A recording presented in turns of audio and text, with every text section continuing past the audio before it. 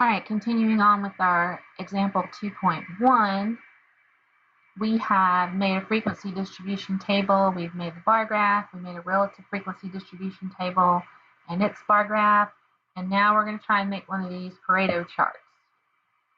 Now, the Pareto chart, or we're going to do the bar graph for it, this is just the frequency distribution or relative frequency distribution table. I'm sorry, not the table, but the chart, the bar chart. And the data is actually listed in order from the largest to the smallest.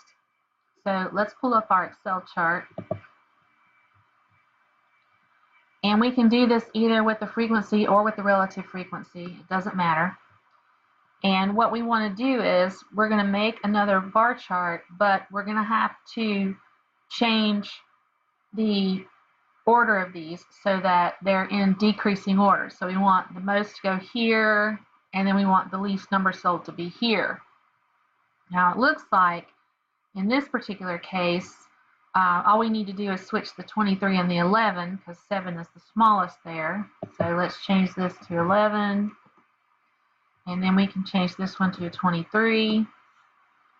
And then these were the laptops, and these now become the desktops.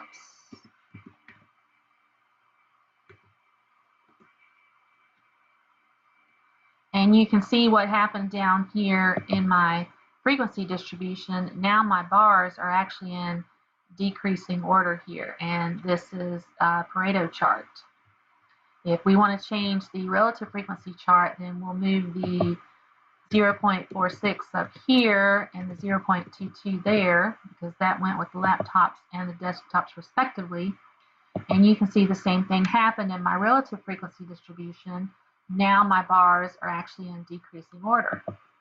And that is how we do Pareto charts.